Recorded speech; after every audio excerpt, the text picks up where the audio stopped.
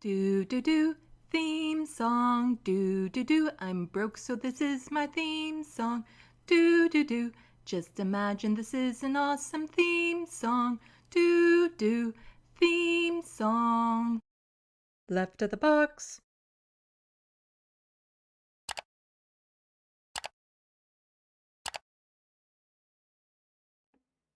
Hello, welcome to Left of the Box. Bonjour, bienvenue. I'm Sandy. This way is Matt, and then down there is Harvey J.K. for the first time on my show. Welcome, welcome, and welcome to everyone who is in the sandbox right now. We have a bunch of people who have come out to see. I think you've drawn a crowd, Harvey. Well, that's sweet. Thank you. It's definitely not me. Oh, yes, it is. They all want to line up and be drawn by the letterhack. No, I don't know. I can weaponize that, by the way.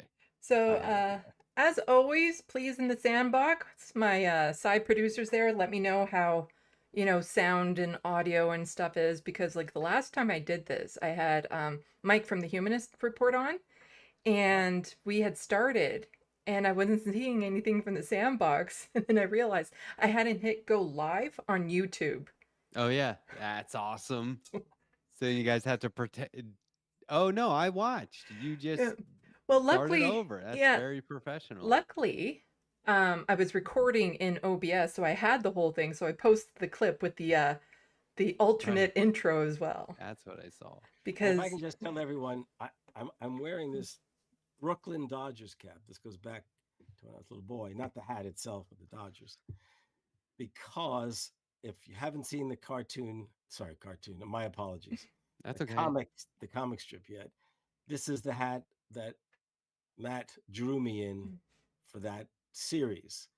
And it's also, for what it's worth, this was the hat that I used to occasionally wear when I did Michael Brooks' show. And so that gave me a lot of opportunity to snag reference images of Harvey in that hat to draw him at all the different angles in the comic. And you know what? For the record, I feel like calling a comic a cartoon is fair because people that make comics are cartoonists. And it just because otherwise you're a comics artist, there is no comicsist. Well, so wait, this is important, Sandy, not to take over the show, but this is important. Taking over, Sandy. I'm still waiting for somebody to confirm the audio is okay in the sandbox because I'm a bit distracted by that. So keep going. So if I refer to you as a cartoonist, that would be okay? Yeah, because I call myself the cartoonist for the left. Because often we describe you as a comic book producer, which is important. Yeah, but then but I need another word to finish out a sentence sometimes, and I don't want to repeat comic books. I think for now, comic and the cartoonist. I think cartoonist works. I'm not an animator. You know what I mean? Like that would be very specific. So cartoonist is good. We can do that. This is exactly what it's like when Harvey and I. We're basically just ignoring the host. I'm sorry, Sandy. We got it good for audio. Okay. Okay. Cool. Okay. I'll be quiet now. So we can start. So as many people know, there's a little bit of an initiation on my channel for Americans. And Letterhack has already been through this. You're going to spank us on this show. No, I failed at this already. So there's a little bit of an initiation for Americans who come on my show, and we need to deal with that before we start talking about the comic strip. So what it is it's a Canadian pop quiz. I love it. See where your knowledge of Canada is. Now, the questions will range in difficulty, but here's the fair twist on it. All the things I ask you, I know the American reverse of. So I'm not going to ask you some thing like who's the sixth prime minister of Canada or something. Sixth. Because I wouldn't know who the sixth president of the United States is. So these are it's kind of like it's a reverse. It's my baseline knowledge of America versus often lack of knowledge of Canada. So I always start off with one that surprised me when I realized we call them different things. In Letterhack, you're not allowed to help him out at all. I was gonna say I probably won't need to, but let's What see. is a toque? I should know that, but do you know that? I did not know this. He knows it now. Well, in New York, Nobody knew in New York, this. you'd say took us, but I don't know about. In It's Canada. not that. Any I I don't idea? know what is Mike it? knew it. Yeah, Mike from the Humanist Report knew it. It's a beanie. Oh, of course. Oh, a toque. Oh, Yeah. Would it help if I spelt it out? When you say a beanie, do Toque? you actually mean a beanie or do you mean like a beret? Not a beret, no. oh, I Not know a what a beret. beret is, and it's not a beret. Okay. So like how a does the knit toque look? cap. What does the It's toque like a look knitted winter cap, and sometimes, a lot of the times, ours have like a useless pong pong on top. Yeah, Like no, a puppy those are pong. very, very common here in Green Bay. Since Mm-hmm. Canadian Uh, listeners should know, I'm actually further north than you are. Mm-hmm. Okay, well, you should know this next question. Somebody of your esteemed knowledge and level. What's the capital of Canada? Oh, come on, that's Ottawa. Thank you for the easy one. Wow. You'd be amazed on how not easy that question is. It so happens my son-in-law is a fan of the Ottawa Senators as well, just for the record. I said that the capital of Canada was like southern Canada and totally blew it. Well, somebody guessed Ontario. That was That's Mike. closer than I was. Do you know the capital? But do you, Sandy, know the capital of South Carolina? South Carolina. Do you know the capital of Nova Scotia? Yeah, the capital of Nova Scotia. Hold on a second. I got it. Columbia, by the way. Yeah, the capital of Nova Scotia is. Let's see. It's Nova, right? Or is What? it Scotia? I can't remember. Which one is it? Did you ask for Nova Scotia? That's Did what you she ask for asked. Nova Scotia? Yeah, Nova Scotia. Yeah. Okay, so let me think. Halifax is Newfoundland, right? Or Mike turned it around, and that makes it. I'm gonna get this wrong. I bet I. Is it? It's not. No, St. John's. Where St. They're St. These are the names of capitals that are coming into my head. Hold on. Are you looking it up, Sandy? Oh, I know them. Oh, you know the capital of Nova Scotia. Yes.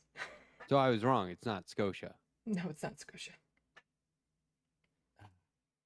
I'm just. Did I say it? Have I yet said one of the words? You have actually. It is Halifax. It is Halifax. Okay. Oh, wow. Yeah. Okay. I think just the other day, somebody asked me on Twitter something about, have I ever been to Canada? And I said, I have, but I've never been to. I have not been to the West Coast, to British Columbia at all, nor have I been to the Maritimes.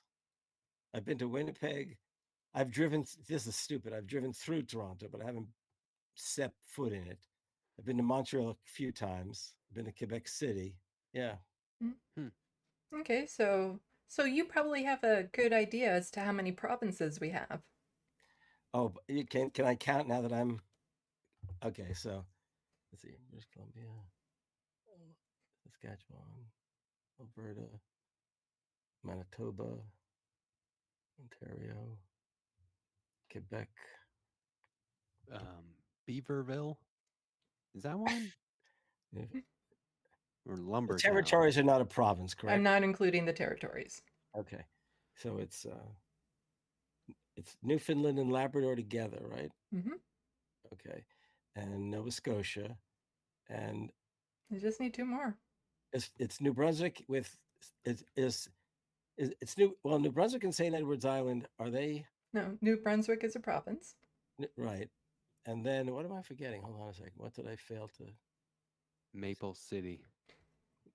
That wouldn't be a province. Which one am I forgetting? I'm short form for it is PEI.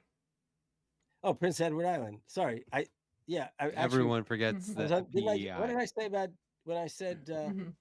New Brunswick, did I say something, Edward? Did I say something like I that? think you just said Edward or something. Oh yeah, I would but- no, because I was asking whether or not they were merged. I Yeah. would have if anyhow. I love the Well, PEI yeah. muscles. So I Yeah, love those. PEI is barely a province. Like whenever we see polling as to like prime ministers or, all this sort of stuff, PEI is never included in those polls because they don't have a large enough sample size. Jeez. Like that's why when you see Hardcore. polls that were taken across the country about like what do you think of this new potential policy, you never see PEI on it. What is Uh-huh. PEI known for? Potatoes. Muscles. They're known for muscles. Mussels and If you eat potatoes? seafood, Yeah. they're known for muscles. That sounds awesome. Yeah. Yeah, Yeah. they're really good. Okay. I'm Okay. down. So next question then, since I I- love these. yeah, questions. I would normally ask like how many provinces you can name, but you kind of nailed it. Okay. So let's. I want to do one that's history related. Is Oops, okay. Canada older or younger than 200 years? Oh, it's younger. Wow, Definitely dude. younger. Mhm. Yeah. Do you have like even just a rough guess? 75 years. 85. Well, it's interesting. That's a good question. That is a good question because I watch. There's a Canadian TV series I happen to be addicted to, so to speak. Trailer And Park in this Boys. country, it's called, I think, Murdoch Mysteries. Mm. What was it? The Artful Detective, I think it's called up there. And it's been on. It's like a series that's been around for like 15 years. Huh. And in it, it's sort of based around this police station in early Toronto, and they've got the British. It's still a British flag that's flying, and that's around. I think did you say 100 years? What did you said? 75. I was joking saying 75, 85. Yeah, I'll go with.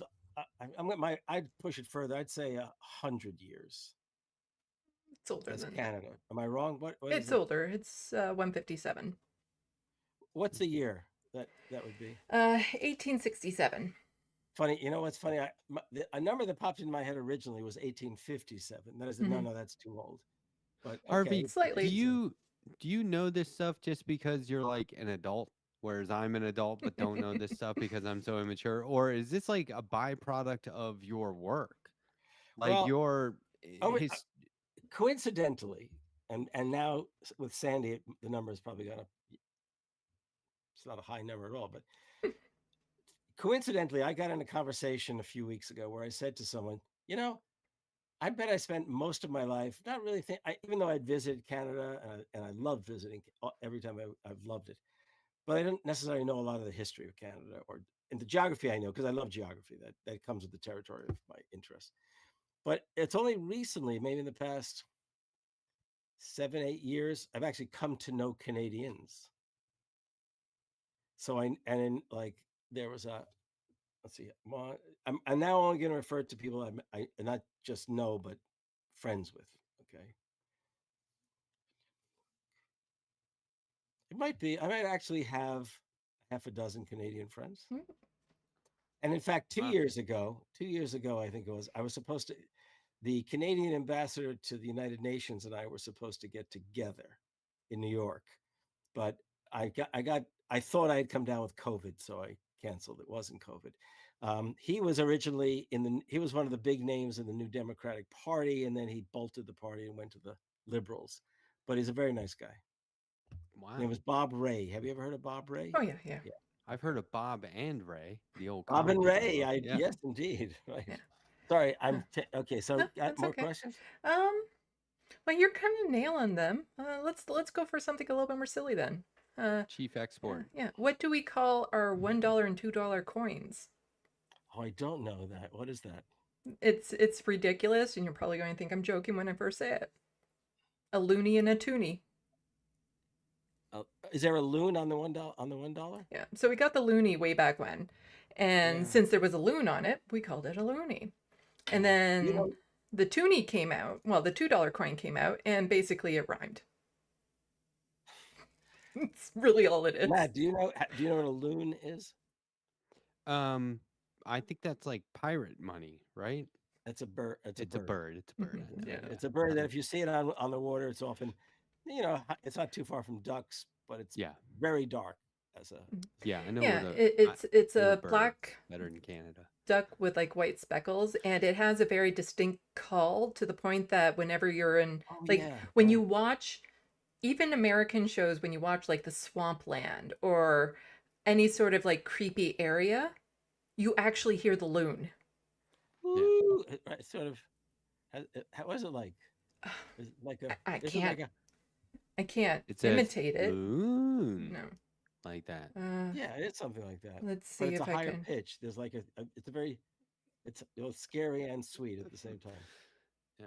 Loon call. Let's see Oh, if we I got can it on pull it the. up on my phone. Uh, common. I think I nailed it. Watch. Let's see how close I get. Oh, it's probably going to give me an ad for a 14-second. Hey, you got some familiar faces in the chat. Oh, you got it? I mean, I'm just going to say I nailed it. You know what? I'm s- I'm I'm not. However many times I've done StreamYard, how do I see the chat in StreamYard? Um, Comments? Can you well, see the comments? Oh, we you Yeah, won't can't be see it. able click to on that. see it in Oh, this one because I'm using a different system to actually stream it. So you would have to go to the YouTube page and just kind of like have the YouTube how page can off to the side and muted. Look at the Matt? Have you private got the chat. YouTube page open and this? Yeah, Yeah. Oh, okay. I see. I yeah. just put a link to the YouTube page in the private chat. If you hit that, make sure you mute it. That's weird. I don't see it in the private chat. Oh, really? That's yeah. Hmm. There it is.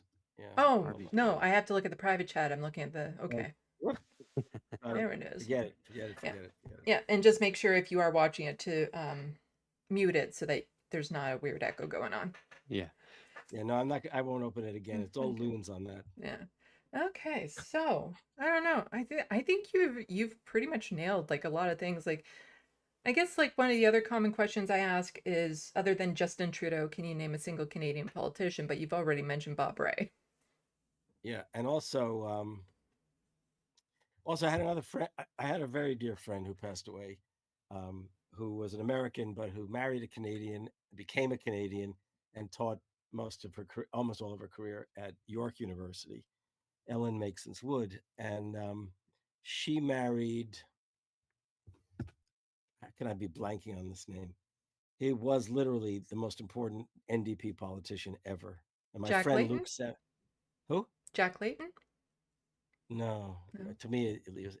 I have a very dear friend who again I've not met, named Luke Savage in Toronto. He's a Mhm. journalist. He wrote for quite a while for Sure. Jacobin, and he worked with quick Ed. I know Schultz. Ed. Schultz. No, this is terrible. Luke would kill me for failing to Oh, remember. you're talking about I actually politicians. read the book manuscript in Mhm. before it came out. I've got it downstairs, but I'm just blanking because it's amazing. Yeah. Um, what's the temperature like in Canada? How long has it been winter, Sandy? Um, it's been Freezing up there? winter. I think we just got a little spell of Oh, it. few years, right? Yeah. Ed Broadbent. Ed Broadbent. Yeah, who we both admired each other, but I Mhm. never met him. Mhm. Passed away just this Yeah. past year. That's too bad. Yeah. My No. my shtick is to not take Canada serious when I'm on this show. I like to play the dumb American. I'm really I'm not. pretty sure Just so you your don't viewers take know. Canada serious when you're not on the show, too. Well, it's just so So what lovable. about Bare Naked Ladies? They're Oh. Canadian. You don't like them? No, I mean, look, I got nothing against them. You know I'm talking I about a musical group, right? yeah, when thanks. Or how about Kids in the Hall? There was this great yeah, oh yeah, believe me, I love Canada. But there was this great Grateful Dead documentary where I don't even know if they were in Canada, but there was a Canadian flag and instead of a maple leaf, it was a pot leaf. Yeah, those are And I common. saw that as a kid, and I was like, that's the coolest thing I've ever seen. Ever since then, I was like, Canada's okay. Hey, I designed downhill ski apparel for the 2014 Winter Olympic Canadian team. So Look, I I, designed for their national Yeah. team for years Yeah, before that. the design So for the I summer. might as well Yeah. be Canadian. Yeah, the Okay. design for the Summer Olympics this year, it was not good. It looked like pajamas. I'm the reason why they use the real big maple leaf as design lines now. really? Yeah, Wow, I kicked that off and they were like, we're taking that. So that's fantastic. When I lived in England for a year to do my master's degree in London, they had a system at the Canadian mission. That's what I think they called the mission, whatever it was called, the embassy, we'd say in this country, and where you could go and sign up if you had an apartment that you needed others to move into a flat, others would move into. So you sign up and you invite people to come and check it out. Or if you want to travel with someone, you can do this. And so all the Canadians who came to London and when they were looking for a place to live, whatever else, make long story short, I was a Canadian girl who was an art student who had moved to London. She became my flatmate. Actually, we shared a giant bedroom, not a, and Heather was her name. And her father, speaking of Canadians, I can't believe I had forgotten that Canadian story. Her father, I guess, is an annual CBC songwriting contest, something like that. Her father was an orthodontist who won it at least once, that songwriting contest. And Helen Reddy performed it. There's another Canadian for Well, you. you talked to a secret Canadian last week. I talked to a secret Canadian last week. I just say he's a secret Canadian because a lot of people David don't Dole? know he's Oh, David, of course. yeah. A Yeah, lot of right. people don't Right. know he's Canadian until somewhere because he covers mostly American stuff. Yeah. He was being modest and said, I don't, he goes, I'm not even American. I don't know your politics as well as you do. And I was like, yes, you do, man. You know them better Yeah, than he's really most good with it. Americans even will ever know them. Yeah, so every now and then he'll mention something about being Canadian, and then there'll be people in the chat like, "What?" I forget I that always Lance is loved Canadian. my wife is British. Mhm. She's American citizen now, but we've been married for 51 years. And we always loved going into Canada because we could buy things in Canada of a very basic sort, candies, for example, that were unavailable in the United States, but they were British and they were available there. Also, it was almost impossible to get hard cider in the United States. It just wasn't produced until very recently. Whereas in Canada, we could buy it. It was there and available. And I forget, we were driving. This is where we went. We were living in Minnesota for 1 year, quite some time ago, and we drove north to go to Winnipeg. And on the way back, we decided we'd go on country roads, and we came to the border with North Dakota, and we had a case of hard cider. And it was one of those border places, which I don't even know if they exist any longer, where the guy lives in the house by the border. And if somebody's going to cross the border, he comes out of the house to welcome you, so to speak. No, actually, it wasn't the American, it was the Canadian side. He comes out to find out if you're, doing something wrong. And we said to him, is this okay if we, come over? And he said, it's cider. It's okay. Take as much as you want.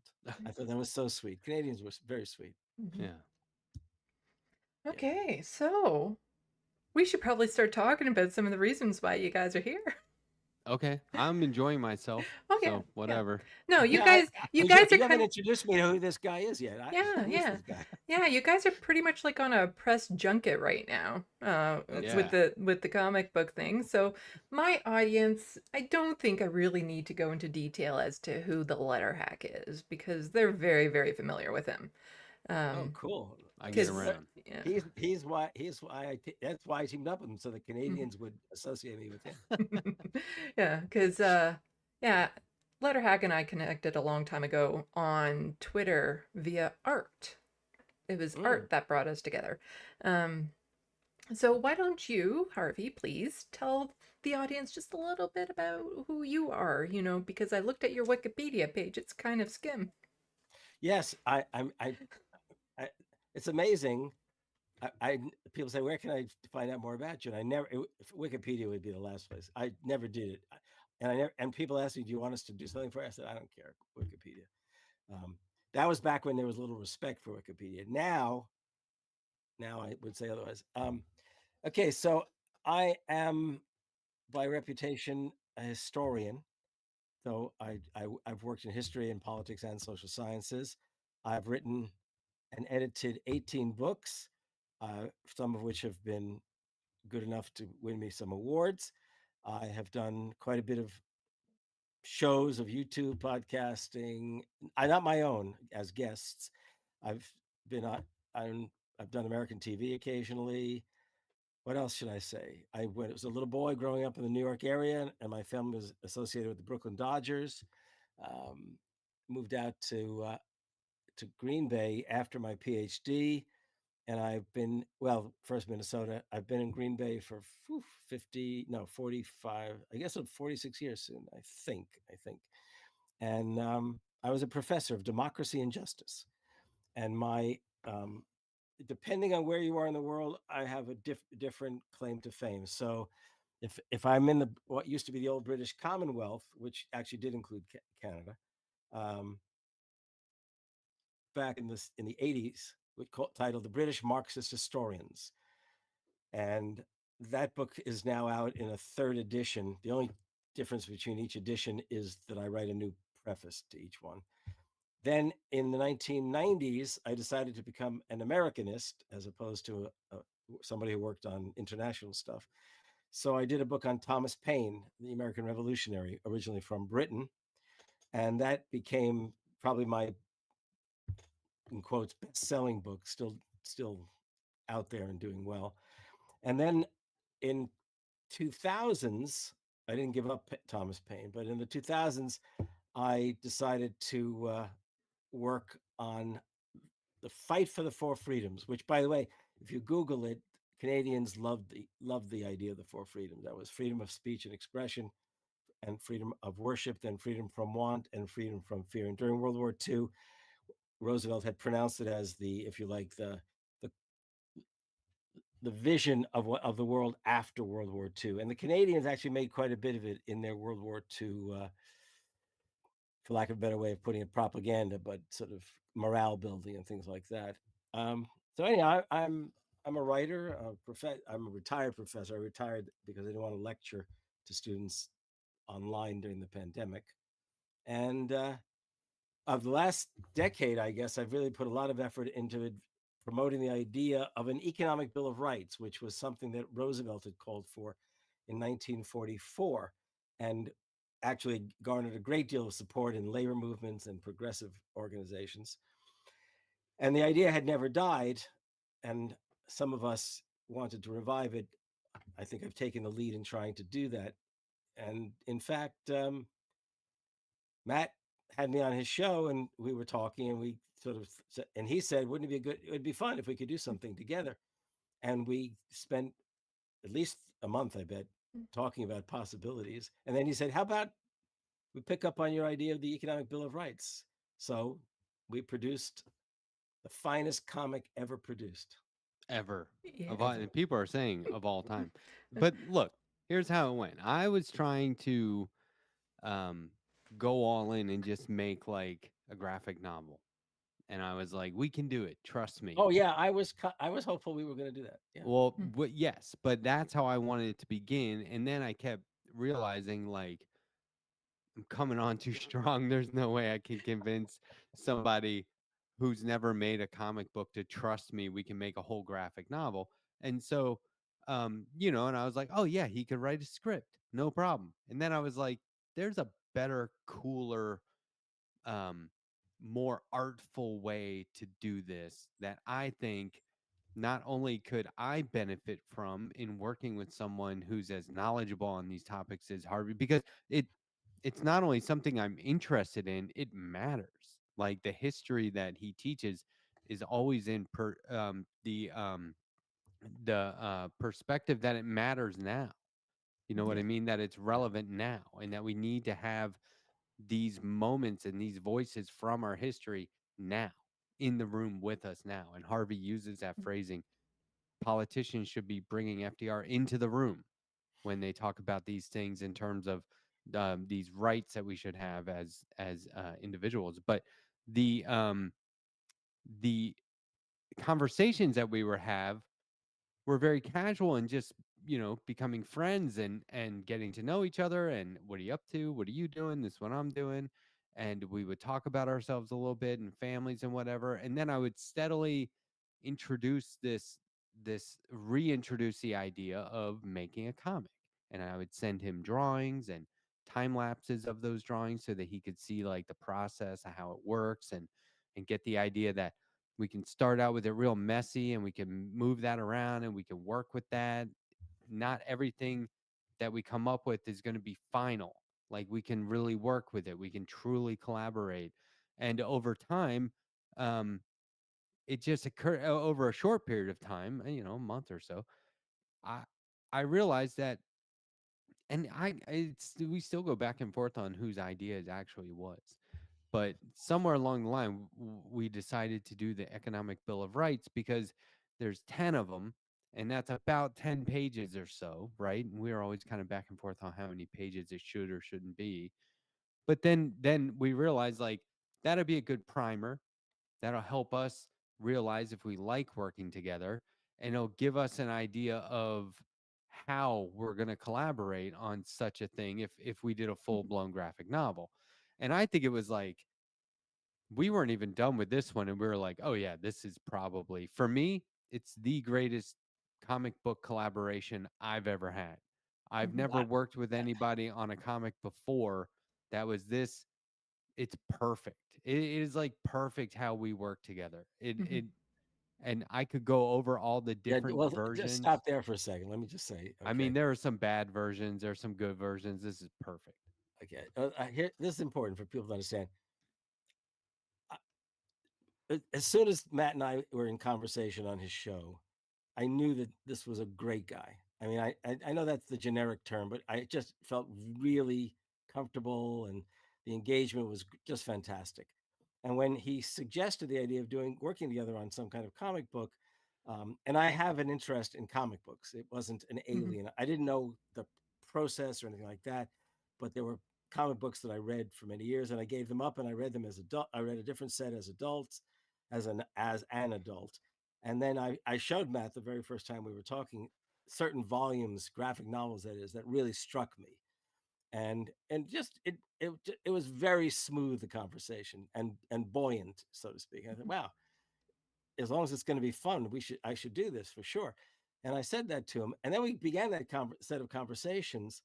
And so the idea to do the comic was definitely yours, and I actually think because we originally talked about Thomas Paine as the Yeah. thematic, and then I guess because I was doing so much on the Economic Bill of Rights, you actually, I believe, said we should do it on the Economic Bill of Rights.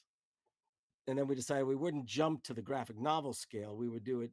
In fact, I Mhm. think we first talked about 20 pages Something to like do that. Yeah. something like that. 15 or And we 20. found, well, and I could not have imagined how successful it would be, how good you would be at taking all the stuff I was saying to you and getting it across with the words that I might have spoken in haste, but with great images. And by the way, this is important. The comic strip we created, I'm in it. Well, so is Matt. Mhm. We're in it. I'm narrating it and telling it.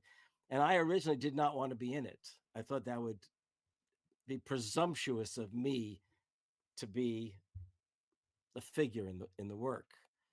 Gotta And be. Gotta be. yeah, no, I appreciate that now. I definitely do. But Mac also made it all the easier that we were in dialogue throughout with humor. And if Yeah, we you get, people really, must go and read this comic.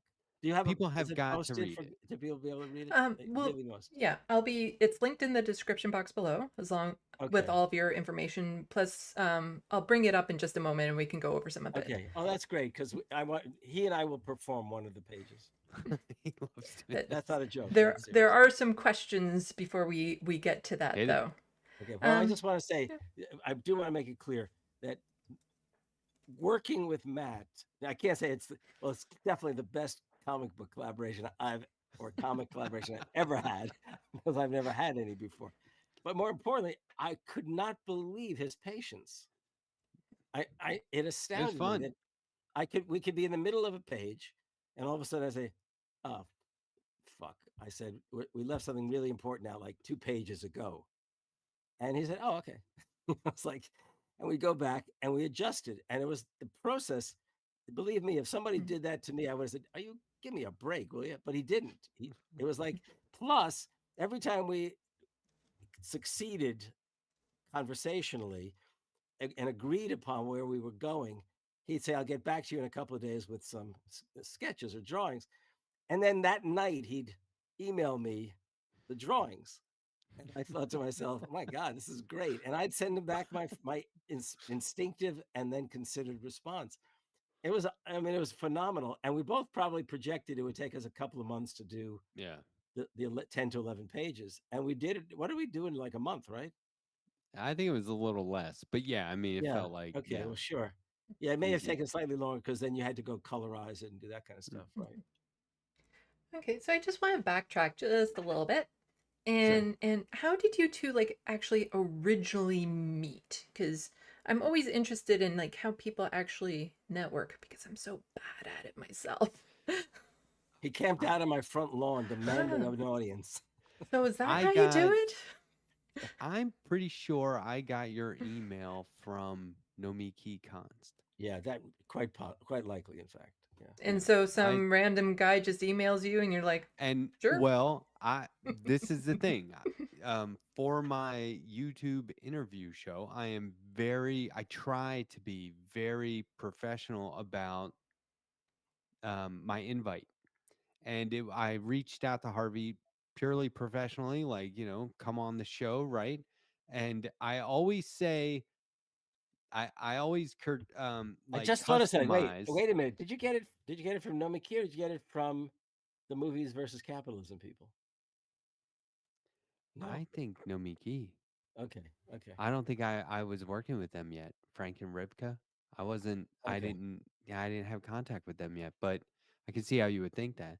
But I always customize like this one part of my email. It's generally the same invite for everyone, and then there's this, you know, previous guests have included, and then I always put in people, and so in this case, I put in people that Harvey would be like, oh well, if he had them on, I gotta come right? Yeah. So I'm like Nina Turner, and I say all these names I know are going to Yeah. resonate with Harvey. Sandy, does the name Nina Turner mean anything to you? We're dropping these American political names. I pay attention to American politics. She knows.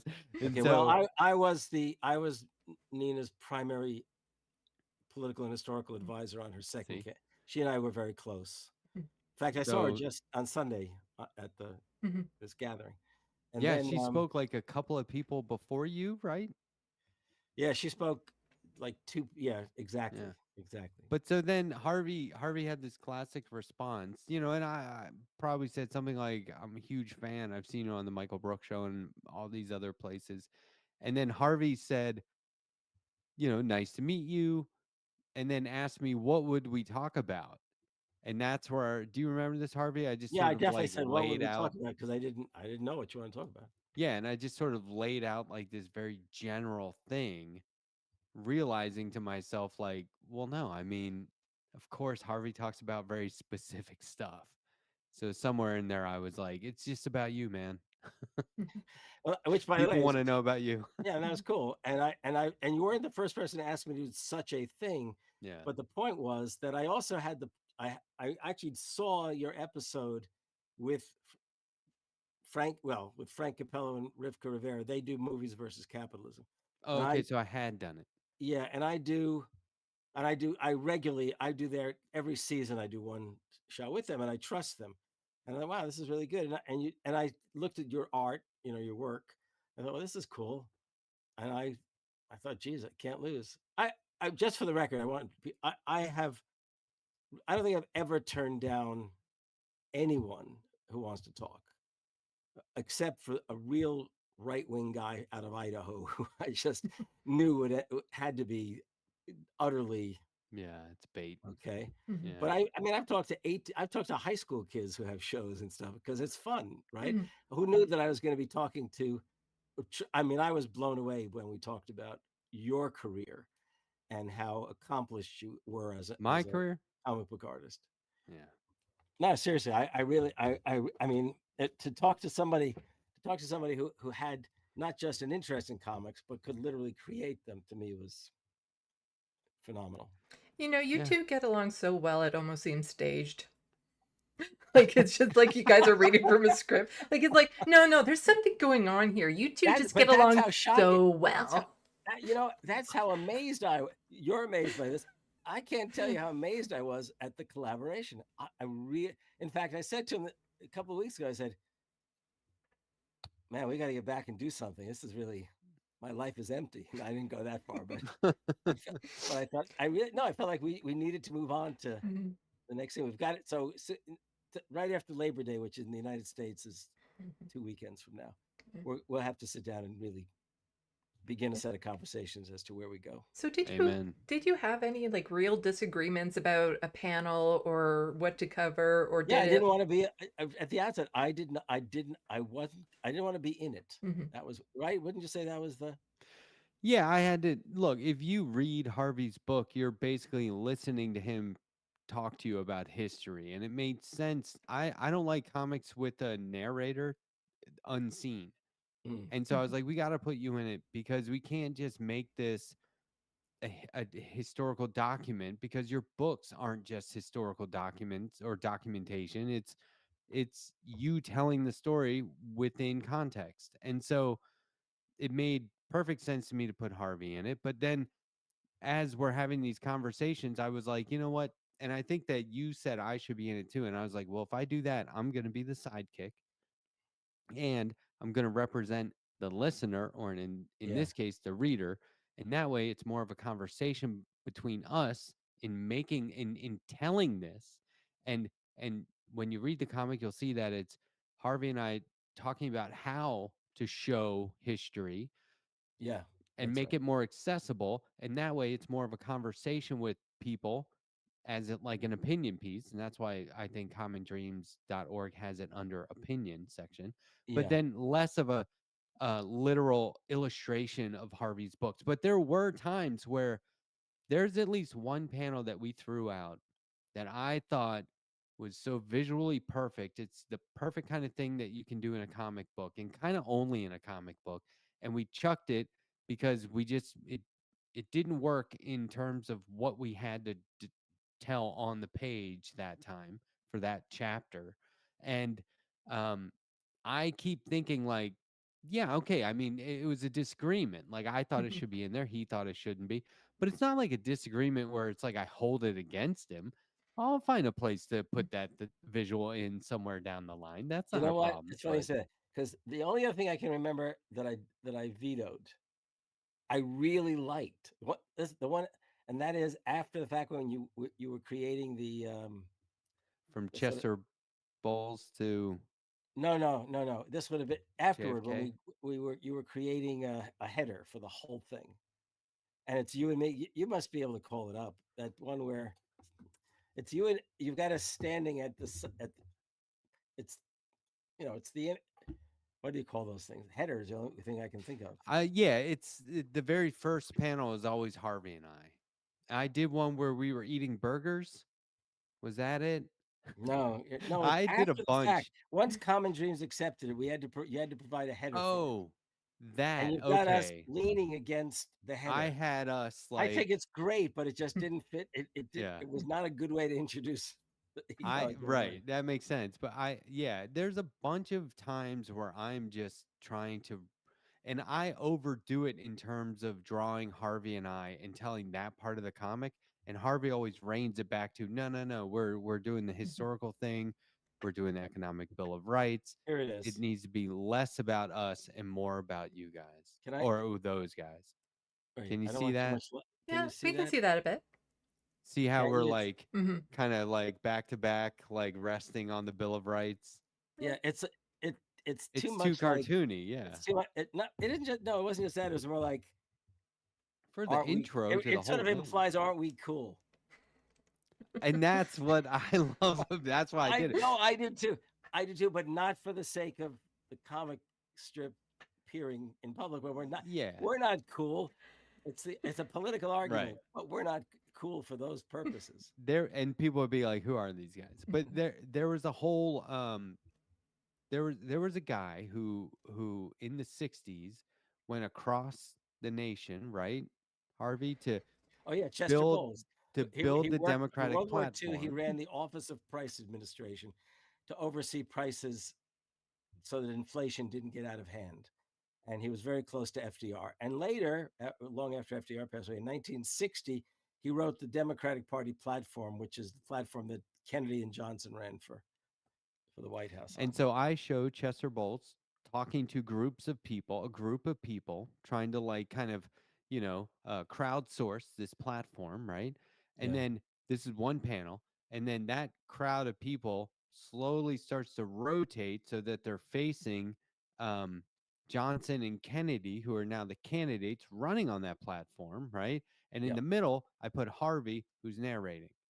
And I thought that was a really cool thing to have him like in the crowd, segueing right in the middle, And I said no segueing to that. that whole. Yeah, it didn't work because Oh, we okay. we had to show more stuff, and then we had to reduce that Oh, page. yeah, yeah. I gotta look back and make sure I have a copy of We'll that do because it. And it's there a was great another idea. time I put Yeah. Southern Democrats like locked in arms with a Klansman, and Harvey was like, "We can't do that," and I was like, "Okay, it's just too literal." Yeah. But you did sneak in the I Klan. did get a Klan hood in there. Yeah, we're Uh, not letting them get away with that. so how did you know it was done? Like you got a panel together and like you just kind of both said, "Yeah, that's it," or are there any kind of left even now that you're kind of like, maybe we should have done this? Oh, that's a good question. Do you want to answer that first, Matt? I mean, I think sometimes we like Chester Bowles isn't in the comic. Like we didn't Yeah, have him in there. right. So there are things that another historian could read this comic and go, "Oh, well they left this part out." But I'm sure they could also see why. You know what I Yeah, mean? yeah. And But also, we don't have Eleanor Roosevelt in it, which right, that that's too. that's a But yeah, we worked, so we did the rough art for every panel and every page and all the lettering. And we had all of that figured out. We would go back and tweak that and hone it in and yeah, really read it to the point where we had every page done in that way. And then we could read the whole thing straight through. And then I would go back and do the pencil version, the more refined ink version, the colors, and the final lettering. So we were locked in and knew what we were doing before I started to go down that path where you wouldn't make changes. And so there were lots of opportunity for us to go, is this what we want to show here? Do we want to show yeah, this? right. And then we do subsequent pages and reread it all the way through and go, yeah, okay, it does work. Yeah, and also we had gone a good 8 pages in, I guess, of the 10, and I said there's something missing at the beginning Yeah. to give people at least a better sense of direction as to what they're going to do, and we'll perform that one when we Mhm. Yeah, Yeah. and so Harvey wanted to go back and revise the first page, and I was like, "No, the yeah, first page is perfect, man. We're not yeah, revising that. Let's right. add a prologue." Did you have any beta readers for this? Any what? Beta readers. Beta Oh, readers, like test Yeah. folks. Like Well, people to read it to be I like, was you showing know. it. I was showing it to people. We had an understanding we could show it to close friends who were not Mhm. going to yeah, share it. mainly because it was still my art was in the rough stages, and I Mhm. was like, "Hey, don't show this to a lot of people." But I showed it to them. All I know is that my wife loved it. She just, Mhm. my kids, my two daughters who live, one's in New York, the other's in St. Louis, they thought it was absolutely fabulous. And I showed it. I think I actually, you know what? Since we both knew Frank and Rivka, Rivka, I'm pretty sure I showed it to them along the way. Not, not everything, but pieces. I'm not sure I've said this out loud or allowed myself to think this. This could potentially sound kind of arrogant, but I I I'm an art director for educational comics. Now, I've been doing that long enough that I know if something isn't going to work, or in the Mm, industry, we have a term clunky. I know if something is clunky. I know if the reader is going to get to a huh, panel and go, that's clunky. mm, And what is that? I don't get it. yeah. Mhm. So I sort of had the sense that we were on the right track. And on top of that, and this is why it could sound arrogant because it's like, well, I'm a great comic book maker and Harvey's the greatest historian. But like, there's no reason why I wouldn't trust Harvey.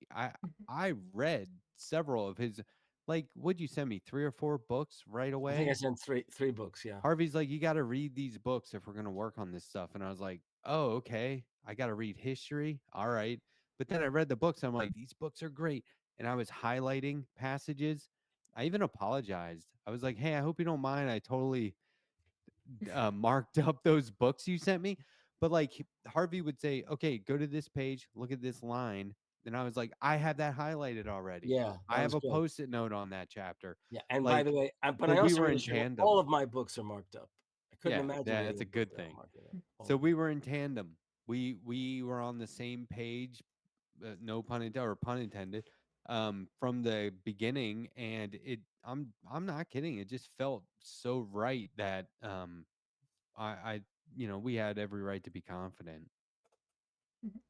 Yeah. Okay, so for us Canadians who might not know, is the Bill of Rights kind of like the Charter of Rights and Freedoms, I guess, up here? Would Kind of like the either what? the Charter of Rights and Freedoms? Is that I like maritime law? No, I'm just kidding. it's the Charter of Rights and Freedoms. It's the freedoms granted to Canadians. wait. Let's start off. Does Canada does have a written constitution now, right? Yeah. Okay. Because the British still don't have a Mhm. written constitution. Yeah, which is includes the Charter of Rights and Freedoms. Yeah. There is a Bill of Rights in the U.S. at Mhm. the end of the U.S. Constitution. They were the Mhm. first 10 amendments. Those are the Bill of Rights. But this is a proposal for an economic Bill of Yeah. Rights, which are not Mhm. really in the first 10. Or they're not anywhere to be found. Really, I mean, there are amendments that apply, but So It's when but was always in the proposal but it's stage. rooted. The whole idea of the economic Bill of Rights, let me put it this way, is rooted in this. The Declaration of Independence, which actually has no standing in law, however important it was in the American story, is life. The key words are life, liberty, and the pursuit of happiness. Those are considered foundational rights. And life, liberty, and the pursuit of happiness. I mean, it's the ground then for the whole idea that if you're going to have those and you're going to enjoy them, so to speak, then you have to have a certain kind of freedom. And as FDR said, needy people are not free people. So that's the purpose of guaranteeing the rights. So I mean, I mean, we can show the page with the 10 Mhm. that I co-authored with Alan Minsky, standing on the shoulders of Franklin Roosevelt. We co-authored them. Mhm. So when was the last time the Bill of Rights was updated?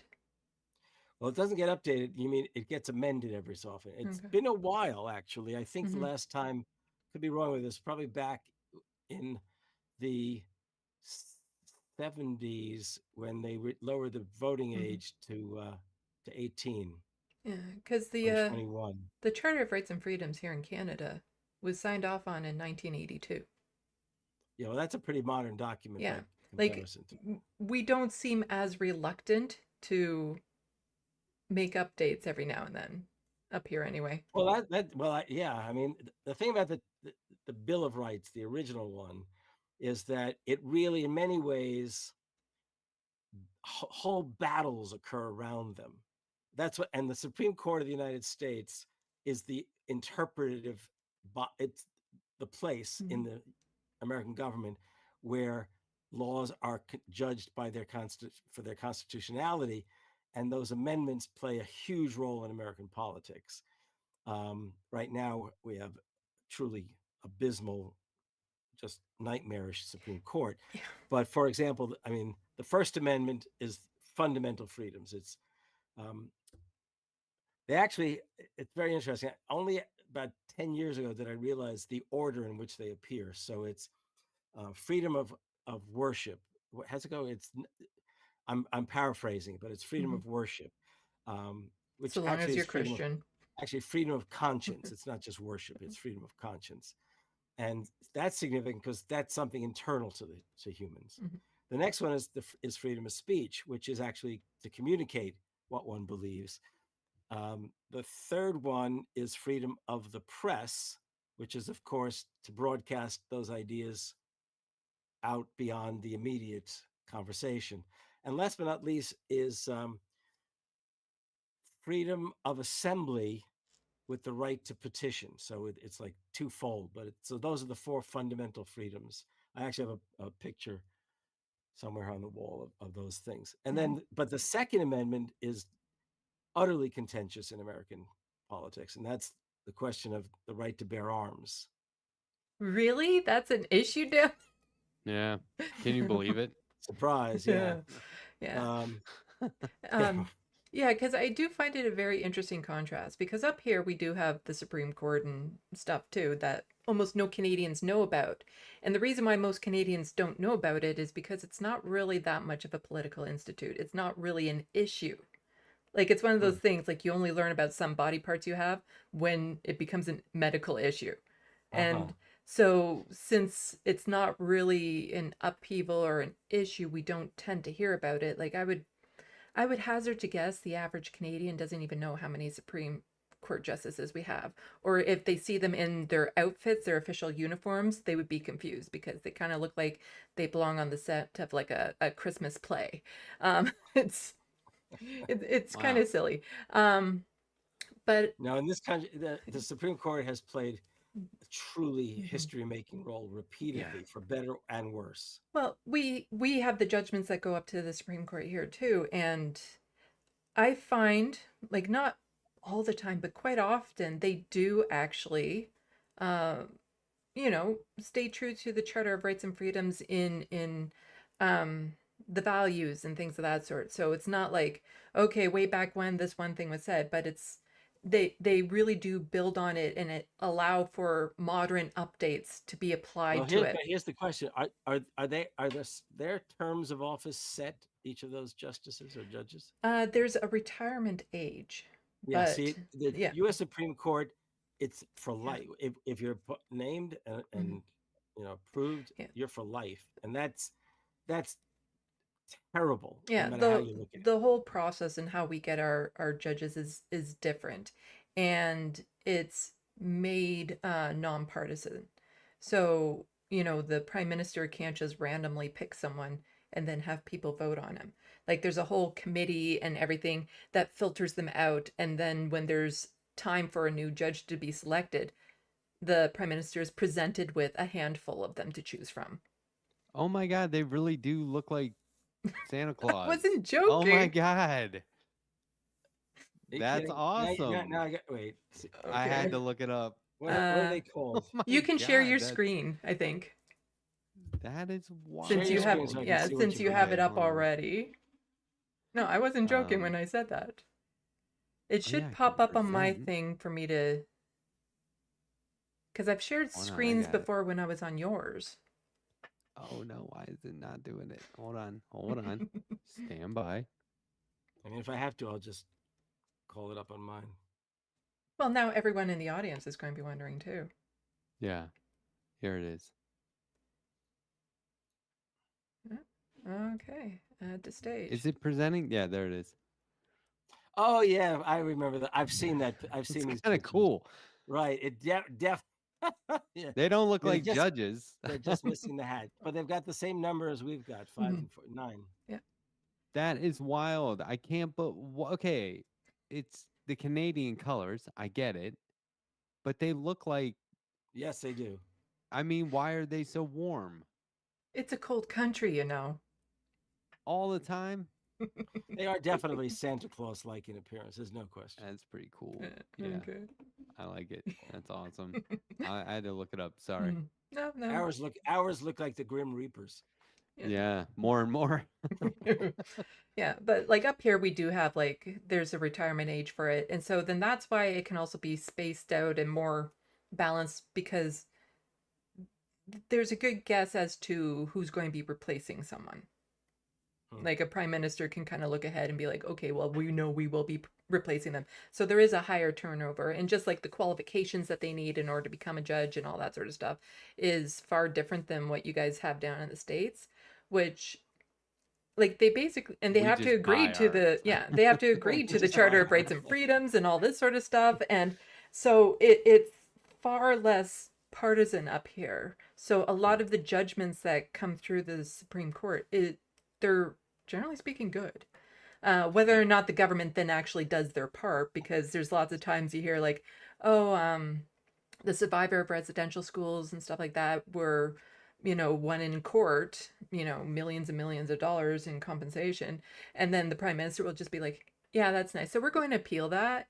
And then if that doesn't work, we're just not going to pay. But you know Wow. what? Next time you quiz somebody with Canadian stuff, you should put up that picture and say, "Who are these? Who are these folks?" And see if they don't say something like, "Are they like A competing for choir? Santa Claus or something like that?" Yeah. Yeah, that's Part of a actually, that would be a play. good question. Because I could recognize a picture of the American Supreme Court. Oh God, yeah. Oof. Just, The yeah. dollars are just sitting on their shoulders. Mm-hmm.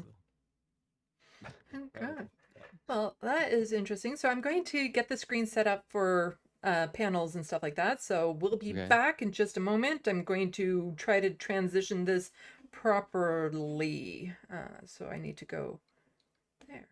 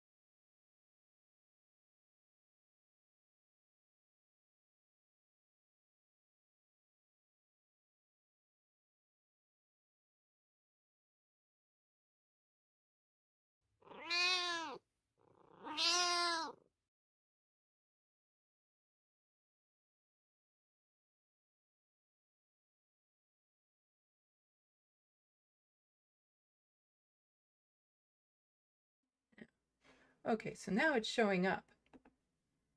Okay, so it is, sorry about that, everyone. OBS was being a bit of a pain, just a little bit of a pain, and I'm still adjusting it as we speak, because I'm very annoyed with what it was doing. Anyway, so let me just finish adjust. No, that's not the button I hit. I hit this button as everyone is watching me mess this up live. There we go. There. But maybe I should make it just, we're losing a lot of Harvey at the bottom there. So let me do this. And everyone is watching me as I do this, because I'm an artist and I get a little compulsive with like certain things and stuff. Everyone kind of laughs at Sam as he, like, in the background, he'll try to I mean, it's adorable, apparently, to be bad line at up this stuff. to line up everything perfectly, and that is Mhm. me. And I'm upset that just the way this is formatted won't let me do that the way that I want. So I will have to just deal with this. Okay. So yes, now everyone can see what you're seeing on the screen, and it Okay. looks, And I just want to ask, so if we use this, you'll be able to slide it up, right? Eventually when we yes, get yeah, to the lower panels. Okay. yeah. This way it's like huge on the screen for people to see. Yeah. Okay. So Sandy, when we begin this, if you would, please read the white, the words in white up on the top in the Yeah. The I can title. also play the other people. Well, we're not Oh there yeah, yet. No, no. the Well, not our characters. Yeah, you could yes, do that yes, why too. Yeah. not? are we gonna read? Oh, we're gonna do the whole thing? Cool. No, well, No. we'll do the first page. Well, is there any particular page you want to do? The The first first page. page. The Just first page. Okay. it's just simple, basic, but it gets to the point. So, A New Economic Bill of Rights for the 21st Century by Harvey J. Kaye and the Letterhack. Prologue, a comic. They just don't get it. They. The Democrats. American democracy has been in crisis for some time, and we may just lose it. The Democrats continue to turn their backs on the answer. We have to go back. We have to go big. We have to go big, as Henry Demarest Lloyd said more than a century ago. We can save the rights we have inherited from our fathers only by winning new ones to bequeath our children. We need to secure an economic bill of rights. Well, Harvey, maybe we should make a comic. And there it is. And There it is. and notice, Henry Demarest Lloyd is also drinking a beer. Yep. Yeah. That's like a little subtle thing I did, just because it's a comic and we can add anybody doing anything at any time. So I thought if we're sitting in a bar, he should be drinking too. But Yeah, the and then reference image I used, he was not drinking. people can see a lot of the other panels nice and big on the screen, but also in the This is description box. yeah. As you go down that page, I think it's at the bottom of that page you were on. Oh, previous page. Oh, it's the previous one. I guess. Previous? Yeah, it's page. Yeah. Yeah, on page 2. There is this panel right here on the bottom right. This is the one that yesterday when I was speaking, not yesterday, on Sunday when I was speaking at this big progressive gathering as a preliminary to what would later be the Democratic Party convention in Chicago. This is the panel that I had them put up on the big screen above me speaking. It was awesome. Okay. Yeah. That was really cool. Thank you for getting him to do that. Yeah. I had to work at it. I'm telling you, they were having a lot of technical problems all day. And I said, you've got to get this up. I like the mix of like black and white images to color images. Like, this is just Oh, a yeah. really great way of informing people, especially because a lot of people are very visual these days and they need something interesting to look at. For a lot of people, it's hard to just digest information like print on a paper type thing. Yeah, so notice how like here that's kind of sepia tone, right? Like midway up the page there. I did that sepia tone, whereas the FDR on the previous page is black and white. Now that's because that FDR, there was actual footage of that, and that was black and white footage. So I'm basically depicting that. Whereas the rest of the time I tried to show people, and like here in the 60s, I tried to show it in a way that was sort of the time. So it's subtle, but when you see King there and JFK and LBJ, the colors are slightly more muted.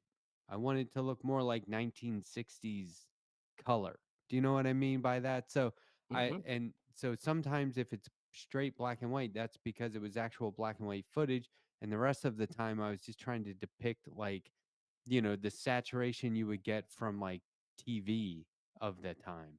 Yeah, and on this page that we're on, this one with go to the top, Sandy. Okay. Yeah, there. I wasn't sure about this one.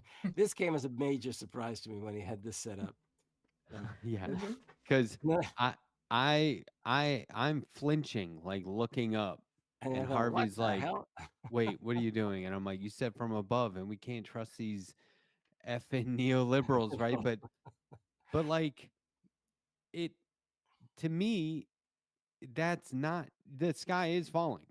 Do you know what I'm saying? Like that we Mhm. should Yeah, yeah. have that sense. We should have the sense that something is an anvil is about to drop on us. Also, there's this term that I used, class war from above, Right. Mhm. which I think also led you to Yeah. exactly And that that's image. why I took it very literal. And I think I think taking it literal, my character taking it literal is just relating to what people are probably Mhm. feeling when they hear class war from above. Yeah. There's one more. Democracy is the problem. We need to organize Yeah. to save capitalism. Yeah. We gotta Yep. bust unions and we gotta muzzle the journalists and the And the professors professors too. too. Yeah. How we have to deregulate businesses, cut social welfare, lower taxes, reduce the size of the government. Look at what hmm the yacht is named. The The free free market. market. that was You that was should something I maybe tucked in there. orca bait. That'd be great. This would have been the 70s. So Mhm. if we Yeah. did it now, yes, present day Be orca bait. orca Also, it bait. took a little while. This is I got a kick out of this because I think I had a hard time getting across what I wanted you to do with the line when we were Yeah. doing it. Yeah. At the bottom, I think. Yeah, it That was like was I want to, like I was going like it's got to look something like that. yeah, That that There looks it like was is. the Right. F around and find out scale too. yeah, exactly.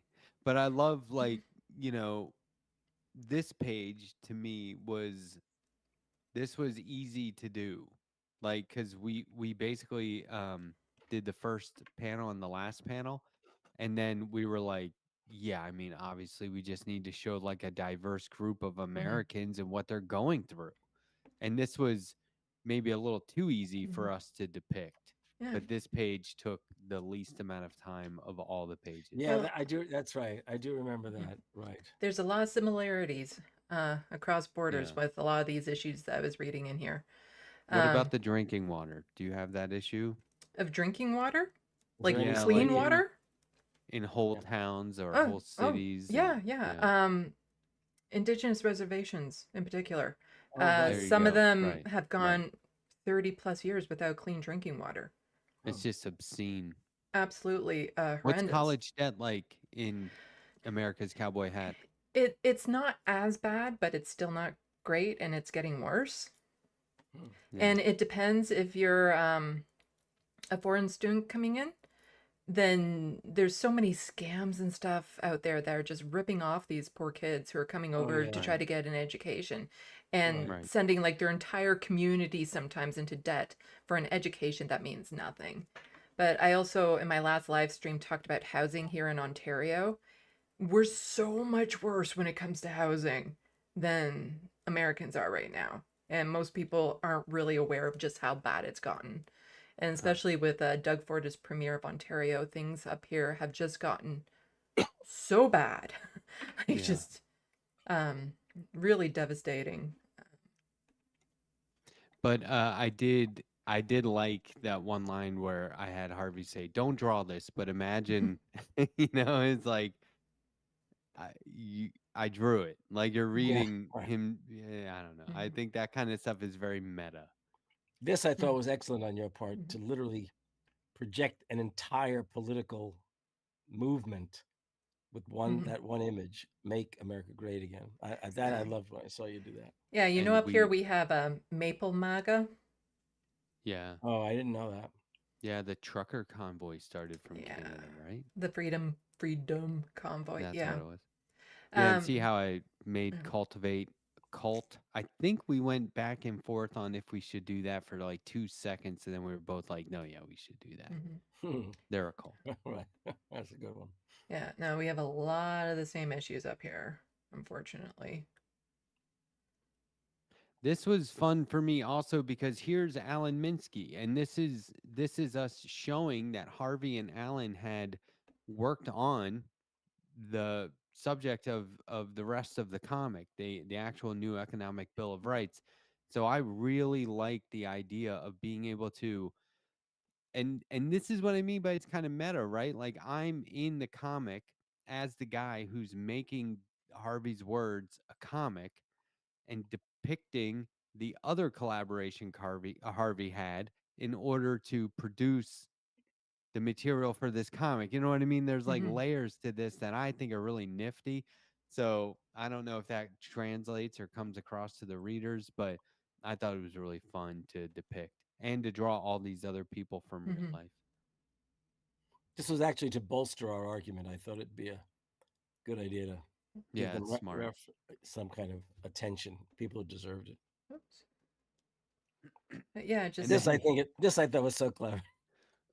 this I is said to like draw. I said to draw banners. These are more like curtains, right? because No. I kept drawing them thinking to myself, these look like curtains. Harvey's going to think these look like curtains. And I said, nah, they got the pointy things at the Yeah. bottom. And those are One of the these. 10 things you were talking about earlier.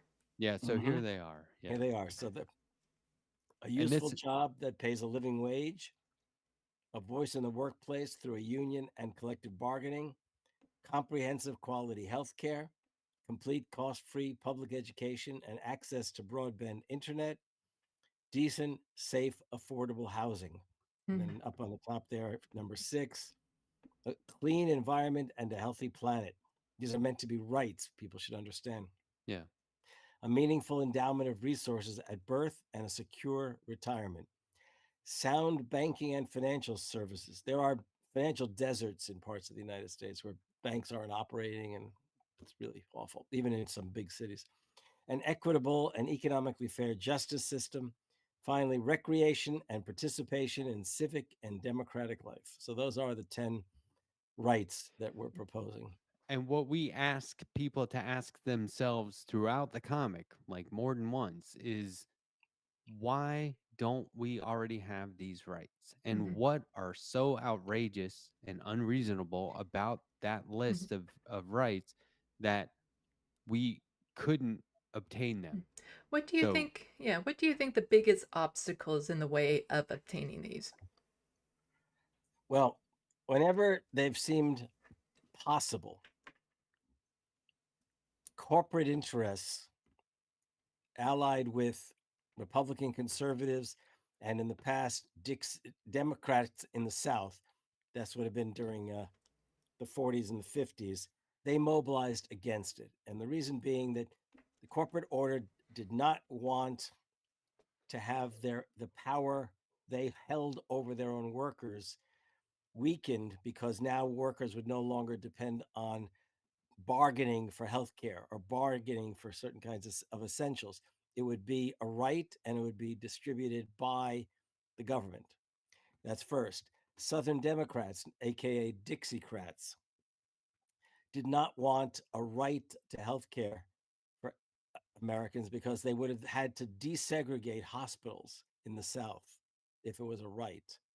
And this is actually, and they actually mobilized around that kind of racism to block it in Congress. And then later, it's interesting, if you when people go through this, I'll just point out something. During the 1960s, the idea of an economic bill of rights was being placed on the agenda again by the Democratic Party platform in 1960, by Lyndon Johnson pursuing the Great Society and War and Poverty programs, by A. Philip Randolph, who was a major labor and civil rights leader, actually proposing what's called a freedom budget, to basically like a new deal for America that would wipe out poverty and end freedom, end well, and needs and wants, because it would afford people things. And last but not least, Martin Luther King Jr., not long before his assassination, echoed FDR in calling for an economic bill of rights. Well, it is around 1970, right around in that period of time, that capital mobilized, and I mean seriously mobilized, as we indicate, and we have those little references on the same pages to the names of the organizations. They mobilized and spent millions on propaganda opposing government regulation of business, national health care, a whole series of things that would have been part of the economic bill of rights idea. So they mobilize more effectively than people on the left and labor unions. That's the biggest obstacle is always the capitalist class. They are the biggest obstacle, Hmm. and the racists come along with it. And the Yeah, nowadays, divide mhm. every way you can, divide the citizenry every way you can, and then you'll keep them from effectively securing what they want and need. Yeah, you can start seeing a large downturn in Canada too around that time, because the corporations that buy the American politicians are the same corporations that buy the Canadian politicians. Oh yeah, this was a global phenomenon. It's called the Hmm. New Right back in the 70s. Yeah. Hmm. Yeah, it was global, and partly it happened because in this country at least, the major corporations in this country that had basically a monopoly over automobile manufacturing after the war, and steel and things like that, they suddenly had to compete with European and Japanese industries that had Hmm. recovered by the 60s and into the 70s. And on top of that, workers' wages had gone up significantly. Poverty was being reduced dramatically. And they felt a profit squeeze because of the competition globally. So, you know, if you're suffering a profit squeeze, rather than improve what you're doing, it's easier to try and crush Hmm. labor. Yeah. Well, in particular, I'm very sensitive to healthcare up here, because seeing it stripped away is just devastating. But we got it, and instead of it improving over the years, it's like the neoliberals, the conservatives and stuff, they've Yeah. been doing everything they can to slowly chip away at it, because they all know they can't just get rid of it, because Canadians Right. kind of like True. it, but they keep on just chipping away and chipping away. So the healthcare we have today is nowhere near as good as the healthcare from, you know, 30 years ago. Yeah. Right. Hmm. But we also have a special treat that we can show people that Letterhack Oh, but sent me. before we leave these pages, I do want to say the final page is where we actually offer an argument as to how we might more effectively try to secure an economic bill of rights. I mean, And that actually was on my list of questions to ask. yeah, I mean, for what it's worth, um, Alan Minsky and I have at least succeeded in getting the Massachusetts Democratic State Party and the West Virginia Democratic State Party to embrace the Economic Bill of Rights. And also, this is interesting. Yesterday at this convention or conference I was at, a woman a woman who lives up in Canada, who's an American and one of the leaders of something called Democrats Abroad. She and I were talking, and she reminded me. She had apparently told me some months ago, the Democrats Abroad as a group, and they're from these are all the Democrats who live around the world, represent a state party at the convention, and they've embraced the Economic Bill of Rights as a party. So 3 state parties have embraced it, and California's talked about it, Arizona. However, the trick is to get somebody at the federal level in Congress, like the House of Representatives or the Senate, to start promoting the idea once again. And for even the progressives, even the so-called squad has resisted really taking it up as a cause. But when I was speaking on Sunday in Chicago, the person who followed me was Ro Khanna, the congressman from California, who I'm hoping I could possibly talk to at some point, because he said he loved what I did. He loved the comic he praised all this stuff, so maybe he's gonna Mhm. be willing to do something. I don't know. That'd We'll be see. great. Yeah. Well, Let's go. the letter hack sent me these. Just Oh yeah, Oh some yeah, process. the process early drawings. stages. Yeah. Because Yeah. I am also an artist, and so I find, watching people's process as they go along interesting. But I can also speak to the patience as well. As most artists, you can't rush it. Like, it happens when it happens, but to make art, you have to be patient with yourself to just let it happen. The instant you try to force it, then it's not the same. Yeah. I don't think Yeah. Matt was forcing it any Hmm. time. He just Yeah. got a bug and he went with it. Oh yeah, yeah. No, when I have a bug too. I'm working on a drawing right now that I'm actually doing the whole camera watching me as I draw it the entire time, and then I'm going to try Oh to condense yeah. it down and show Wow. people because a lot of people are very interested in my process. Yeah, I think for me, process is the key to Mhm. being quick, and you have to be pretty speedy as a commercial artist Yeah. and a cartoonist, especially in comics. It's very deadline oriented, and so it's not as if I would take my time on this one or work any Hmm. slower at some point, because if we do, produce a full blown graphic novel, and that would be the kind of thing where you'd want to have a schedule and stay on schedule. And so I always work into the exact same process, which is how I'm able to be as fast as I can be and as efficient as I Hmm. can be. I and just collaborating with Harvey every step of the way made it so much smoother than previous collaborations where people would say, "Oh, yeah, I changed my mind. We're going to redo some of this stuff." And I'm like, "What do you mean redo? You mean take a lot of steps backwards and start over essentially, and that's bad." Hmm. So that's why in this case, like you can see in the top left, the roughs, we did the entire comic in that way, and I was really grateful for Harvey to be able to interpret what I was putting on the page. It's not so legible. And there were some cases, Harvey, where you really liked it, and I was like, "Oh man, wait, just wait. It only gets better. Like you're gonna love Yeah, how you this said so. turns out." You actually, one point, you actually said that to me, right? Yeah.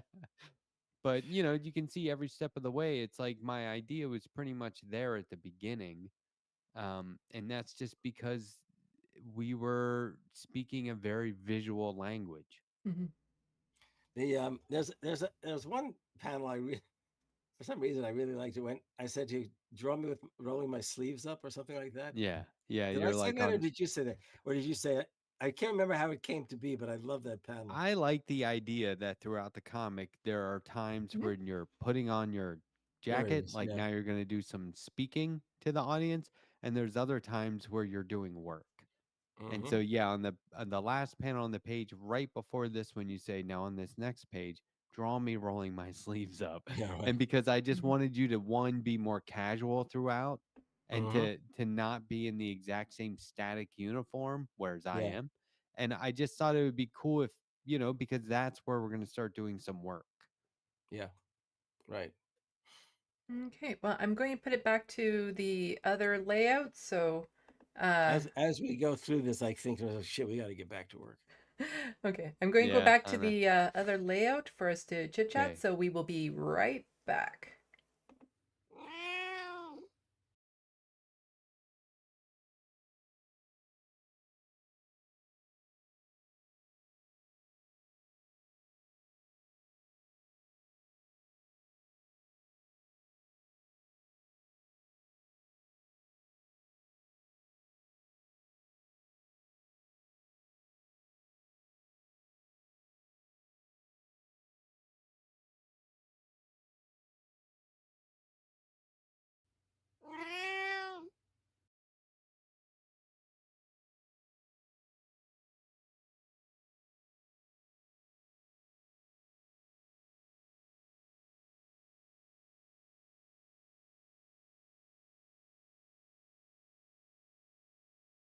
So our bedroom, and Okay, we're live. as Yep. 10 o'clock approaches, my wife Yeah. may want to There go you to go. bed. Okay. Yeah. We're live again. Sorry, everything is looking weird because my OBS is just not. it I wanted don't to do an feel weird. update. It wanted to do an update, and I didn't want to do the update yet. I want to do the update not right before I'm about to do a live stream because it Oh, always jeez, messes yeah. it up. I mean, I guess I don't feel any weirder than normal, but Mhm. Are people No, as a still matter of seeing fact, this? you seem less weird than normal. I think they might be getting a donut on. No? Okay. I don't It know. seems to I be see us working. on YouTube. You see us We're on on YouTube? YouTube. Yeah. Okay. No, my system is just being all nice and glitchy to me, of course. Ah, okay. So I think we have like answered the questions that I kind of wanted to get to and stuff and all that sort of stuff. I don't know. Thanks for having us on. I mean, this is Yeah, right. awesome. hmm I don't know if there's anything else that you wanted to say about this, what the next project is you have in mind, other than like the Canadian Charter of Rights and Freedoms. We could easily do that, but That'd be fun. Let's do a yeah. one pager on that one. Yeah. But let's make sure we get all of those Santa Claus guys in the. that and I'll keep saying how I didn't realize Canada was basically like at learner's permit age, whereas like the United States is just now old enough to have a beer. I get Like, but we have a lot of ideas of what to do next. Yeah. We've Mhm. been talking about a whole bunch of stuff, and I, I'm. It's so you want to do it all, but I think that there's definitely stuff that makes sense, and I'm going to defer to Harvey on that when the time comes. Very soon, though, we're ready to Mhm. get back in the saddle. Yeah. In the There's that meantime, one. By the way, everyone needs to it's too bad download this and share it. there's that one drawing. It's a shame we can't just project it up. Where we're under. I'm relaxing under a tree. Yeah, We're because sitting I told nearby. Harvey part of the creative process is like taking breaks, right? And so he's like under a tree laying down with his hat over his face, and I'm just kind of sitting there in the grass staring off. And he says, Matt, Letterhack, I know you said that relaxing is part of the creative process, but I'm ready to get back to work. And Oh, here I he is. said, brother, you said it, or something like that, right? Here it is. Oh, is it showing up? Yeah, there it is. That's perfect. What did I say there? I I know said, you brother, say you can say creativity, that again. right? Yeah, I like that. Yeah. That's why you take breaks. Mhm. It's the opposite of getting burned out. You can't wait to get back to it. Yeah. But yeah, thanks for having us on. This was a Mhm. treat. And everyone should look, it's one thing to click on the article and read it. We're not doing this for the clicks purely. We want people to share it. We wanted to get Mhm. it out there. We made it a comic so it's more accessible to people. And so adults can share it with their kids and young people in their lives. Teachers can show it to their students. Someone told me their 90-year-old grandmother or 90-year-old mother read it and said, "Oh my God, I get these references." Right? Even though it was a comic book. So that's Yeah. perfect, right? So Yeah. that we truly are trying to make it for everyone. So it's important that everyone just continue to share it, even if you're just holding your phone over to someone at the dinner table or whatever it may be. But yes, I mean, go to the article and Yeah, that's you say. know, And if you're share it. Canadian with American friends, send it to your American friends ASAP. Big time. Well, If you're Big yeah, time. we all have American friends because like how many Americans have like that Canadian girlfriend? Right, right. And this is the thing is that Americans are very pushy. So Mhm. even if you don't want us as friends, Yeah. Yeah, we right. are. Well, like I said though, we have a lot of the same issues up here. So a lot of what's in there would actually still resonate with us because we're lacking in a lot There of you these go. areas too. Like it's not just an American thing. Like Everyone should it's an have these issue rights. up here too, a lot of what's in this comic. And I think it's a great way to reach more people because again, it's visual. People like that. It's easily digestible because people don't have the attention span or it's almost like people don't know how to process things the same way from just reading print on a paper anymore. Yeah. Without something else in the background or Yeah. like the way people are learning is evolving. Yeah. I The see way that. I was I taught in agree. school won't cut it anymore. to how people are being taught today. So we need to find new avenues in order to reach people in ways that actually engage them and they resonates with them. Because other than that, it's how are you going to reach them, especially people who can't afford to go to, college, university, or I know in the States you have a lot more issues with like the quality of education, just even at elementary and high school level. And so if we can't rely on the systems to educate people, we have to rely on each other to do that, to step up and fill in that void. And the best way to do it is in media, because one of my things that I've always said up here is that we need more movies, more TV shows, more just media, social media about Canada's history, because we know far more about American history and politics than we do know about Canadian history and politics because of, oh, here's another movie about the Civil War. The Civil War isn't the issue, but it takes place during it and you learn more about it and all this sort of stuff. Like the most we have up here is our Heritage Moment commercials, which are just ridiculous propaganda commercials that are just, you can dissect them and be like, yeah, this is Portes, like the one where Oh, go ahead. well, it's just during COVID when Canada was refusing to allow other people to get the what was it, the license or whatever for the vaccine. We were part of that, and Justin Trudeau released the Heritage Moments commercial about when insulin was discovered here and how great it was that the person who discovered it made the patent only $1 because he wanted it to go out to the world and be accessible and things of that sort. And we celebrate that happened. And yet here we are today and he released it right as we were doing it. It's like, no, unless these corporations can make massive profits from this, we're not helping out.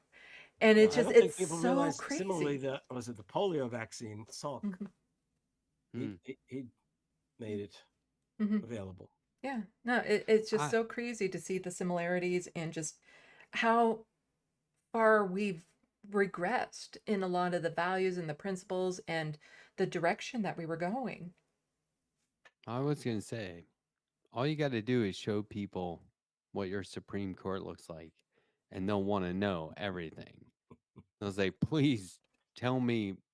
First, they'll say, what is this Christmas choir photo you're showing me? And you go, no, that's our Supreme Court. And then when you convince them it really is your Supreme Court, they'll want to know a lot more about your history.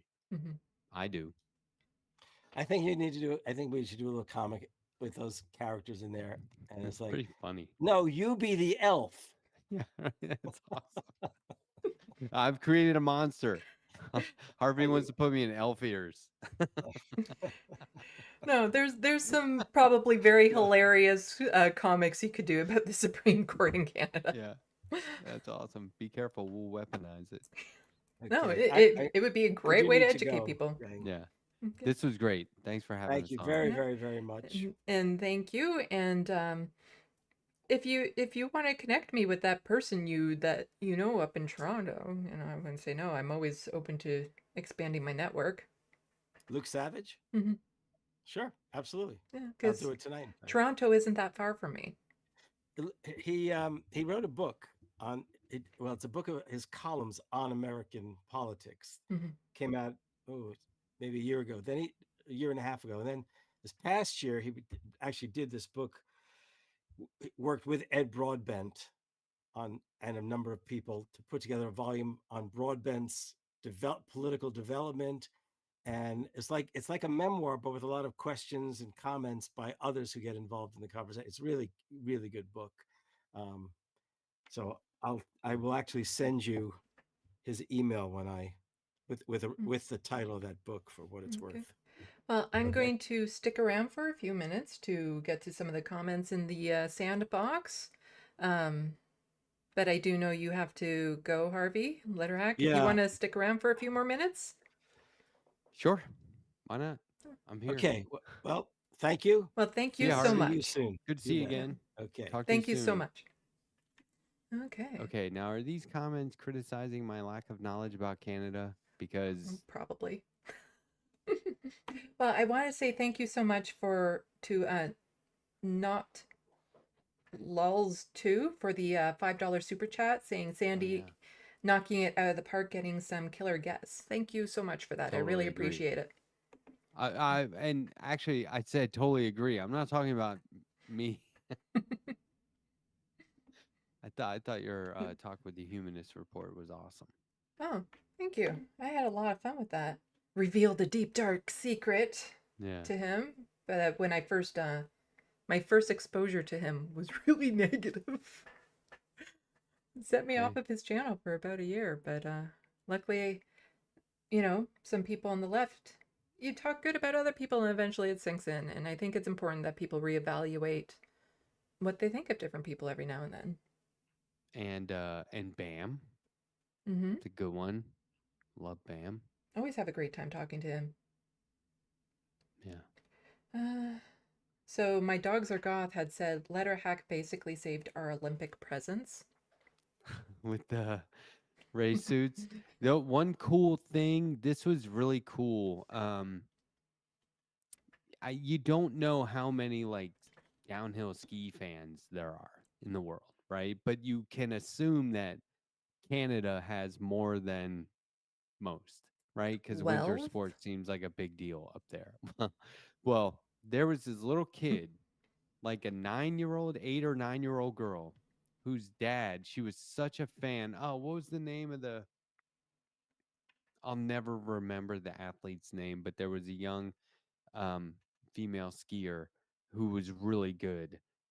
And this little kid's dad had done a wall size poster, like basically wallpaper for an entire wall of her room. And they sent me a picture of this little kid looking up at the wall, which was just my race suit on this person, Oh. right? In skiing. And I Mm-hmm. was like, well, that is the coolest. Mm-hmm. That is really cool. I thought that was awesome. So that was a huge bonus. Looney Tunes 9000 said, so Matt basically wrote a script tonight. Yeah, JK. so that's the thing is like every time Harvey and I talk, I'm making notes. I don't know if you can see, I was typing in the chat, but I was also making notes. Mhm. Valuable stuff. Let's see.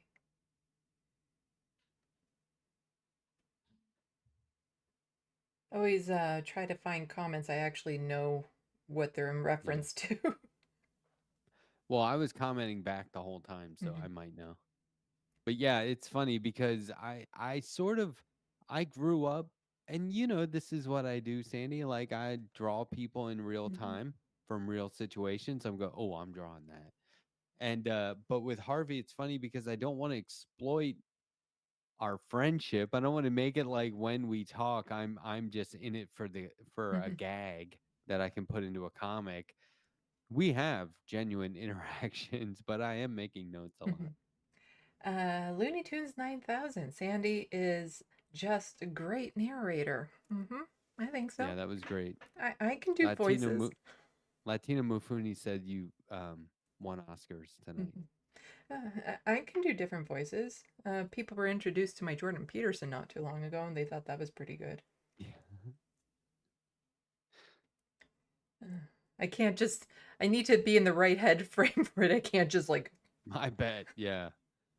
I can imagine. But I can do a cartoon voice. So basically, my Jordan Peterson was halfway to that cartoon voice. Okay. Because the Right. cartoon voice is just speaking with your tongue kind of stuck up in the back of your mouth. And it's like the Mickey Mouse thing going on or something like that. So it was like kind of just halfway to that. And that was my Jordan Peterson.